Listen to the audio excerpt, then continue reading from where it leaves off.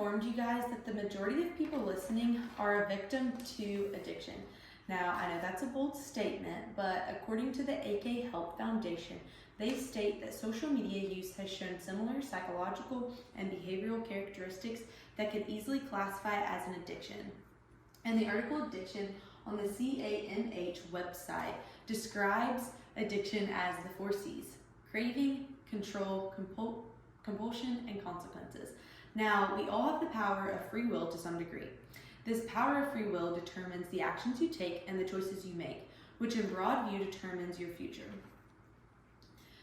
Many sources and speeches on this topic needing to limit screen time on social media all have a few things in common, and that is time on screens is inevitable in the world we live in. And secondly, we need to take steps in limiting this use on our screens, especially social media. Spending an extended amount of time on social media is taking a toll on you, and you should find better ways to be productive. I want to inform you of how social media and these industries are having a negative impact on you. Then I want to give you practical tips on how to limit your screen time. Now, let's go back to the topic of addiction and why that was relevant, although a bit extreme. Addiction is a very serious thing not to be taken lightly, obviously, but I want to relate the two because it is very relevant, and social media is factually very addictive. And as sad as it is, these sites like Instagram and TikTok have been designed to be addictive and to draw their viewers in for hours on end. I myself have done studies and have watched a documentary, The Social Dilemma, a 2020 Netflix film on the fact that these sites are designed in this way on purpose, and it is working, causing us to be addicted to our phones and these sites. The documentary actually had insiders of these media industries like Instagram, TikTok, and Facebook. And essentially, these insiders described how the companies have to use algorithm to, in retrospect, make you addicted to these sites. Now, you might be wondering why these sites are designed in this way. And the root answer is simply money. And they want you to use their site more than you would use another. And by doing so, they are ruining our mental health and our social life. Looking back at what I stated earlier, the 4 C's in addiction, I know for me at least, there have been times where I feel like I can relate to the fact that I was addicted to social media. I craved likes on posts and wanted to spend more time than I should have. I have had lack of control of my time spent on it, and I felt compelled to or couldn't resist my urge to keep scrolling.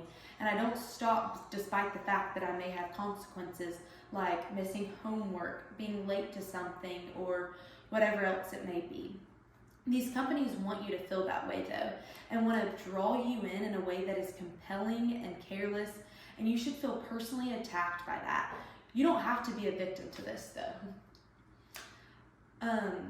I am sure that at some point it has been brought to your attention by someone that social media is affecting your health. So I want to talk about that a little.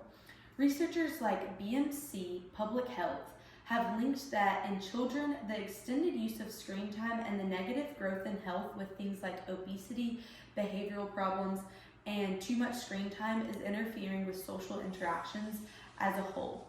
So based on this research, it isn't necessarily suggesting that social media and screen time directly results in depression, anxiety, and health issues, but the effect that it has on you can eventually lead to mental and physical health problems, which is why depression, anxiety, and other health problems have been more frequently found in this generation since tablets, phones, and social media have been around.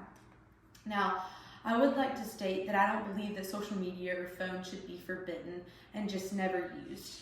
Actually, I feel that there are so many good uses of them, and they have changed our world for the better in many ways. And in moderation, they have many great advantages. With that being said, I want to offer practical advice in order for you to consider ways to limit your social media and phone usage. Helena Woods, on her personal blog site, offered some tips on how to consider using our phone in moderation. I myself have even taken steps in order to do so. Some of the ways Helena listed were set morning routine habits. The way that this has benefited me is amazing. I don't always perfect my morning routine, but the majority of my mornings consist of me waking up at a decent hour, and I most of the time will resist getting on my phone for at least the first 30 minutes that I am awake. I normally like to read a book or my Bible, and those are things that will actually benefit me in my life in the long run.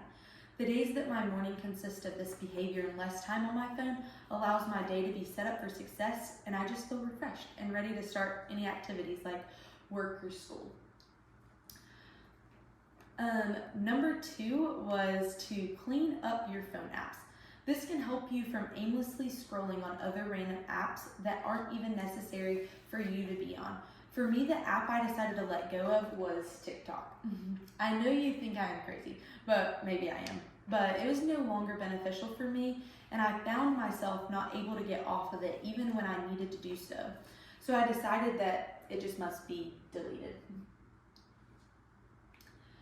Next, set a time limit on your apps. This allows you to know how much time you have spent on a certain app, and for me, I only allot myself 35 minutes a day on Instagram and Snapchat. Sometimes I obviously go over this limit, but most days I try not to. This allows me to be reminded to spend time outdoors and with friends and family, which is something that helps me just feel happier, honestly. Also, making a to-do list of things you could be doing or need to get done. This could be beneficial to you in knowing that there are healthier and other things you could be doing with your time. And to conclude, spending an extended amount of time on social media is taking a toll on you, and you should find better ways to be productive throughout your daily life. Don't let these industries have control over you and your life.